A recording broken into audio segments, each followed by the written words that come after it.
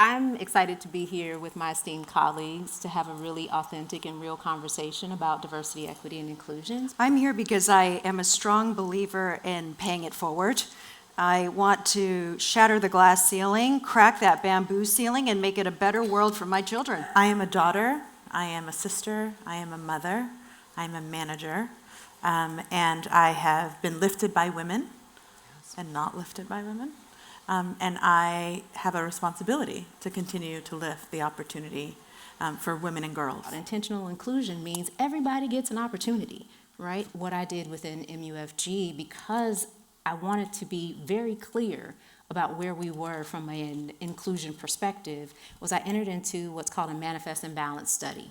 Leveraging the U.S. Census data to fully understand market availability, and then what does that look like from an MUFG perspective. And if there's a difference between what the representation at MUFG and market availability, and being very specific about the roles we have, the functions, the locations, the titles, etc., it made it tangible for our leaders to say, oh, okay, so taking away the excuse of, I just can't find diverse talent, right? We said, well, no, hello, it's here. Yeah, and we have a department where the majority of our lawyers are women. The majority of my management team are women. And this isn't hard. I think there's 3 lessons from this. The first is that you have to have a goal. Our goal, when I started in the legal department 3 years ago, I said, I want to have a legal department that kind of looks like New York. The second lesson I've learned is trying. We continue to try and continue to face the problems and come up with solutions. And the third thing is kind of like if you don't have the right solution, you kind of have to change. And we're continuing to evolve and continuing to kind of make our department better. We have the first female CEO, Jane Fraser, running a global financial institution. 50% of our board is women. 50% of our employees around the world are women. 40% of our MDs are women. So I think we're making a ton of progress. We are also the first global financial institution to put out the gender pay gap numbers before everybody else did 5 years ago. And as a result of that, we believe strongly that what gets measured gets done. And so by putting out the numbers 5 years ago that weren't that pretty back then, we've now reached parity because that bamboo ceiling is real. Only 3% of Fortune 500 CEOs are of Asian descent, and most of them are South Asian. We don't have that much East Asian representation. But could you imagine, to get to gender parity, it's going to take us, according to the World Economic Forum 2023 Gender Equity Report, 131 years. The investments that we have to be making at every level are critical, at every level. And so we have a lot of work to do.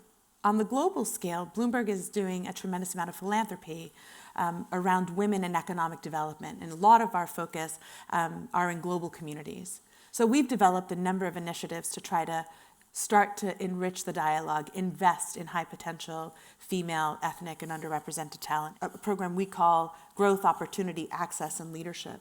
And the outcomes of that have been looking at early career professionals we see that could become managers, and managers that we see can become more senior executives. The retention of that talent pool has been critical, which is why we continue to reinvest in it. 75% of our senior managers are still with us over the years, and 86% of our early career professionals. But at the end of the day, that shift of really leaning in, I think is so critical to getting that followership, a place that people want to join. They want to be a part of your culture. They believe in what you're trying to do. They know you care about them. And frankly, for me, my team all has tremendous amounts of IQ. They have a lot of EQ because we're in the client business. But what's most important to me is the DQ. And the DQ for me is the decency quotient.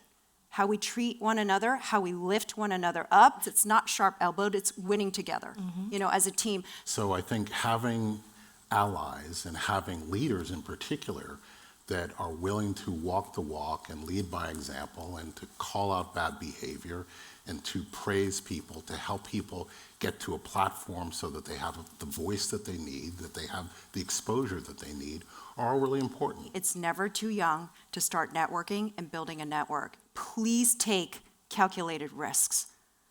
When you've got to lean in, don't wait until you're 120% ready before you raise your hand and say, I'd like to be considered for the next job. I think it's very important for people to really manage their own career. I used to tell my team that I think that you really need to be the captain of your own ship. Have your own personal board of directors. I wish I had developed or cultivated a personal board of directors, people that I admired, people that I wanted to somehow emulate, people I wanted to learn from, people that would tell me when I'm wrong, people that would help propel me forward in a meaningful way. The reality that for women, for myself, there was this moment of feeling like, was I enough? It's taken me a long time to understand this. So the first thing I want you to hear is you are enough. Let's thank our incredible speakers.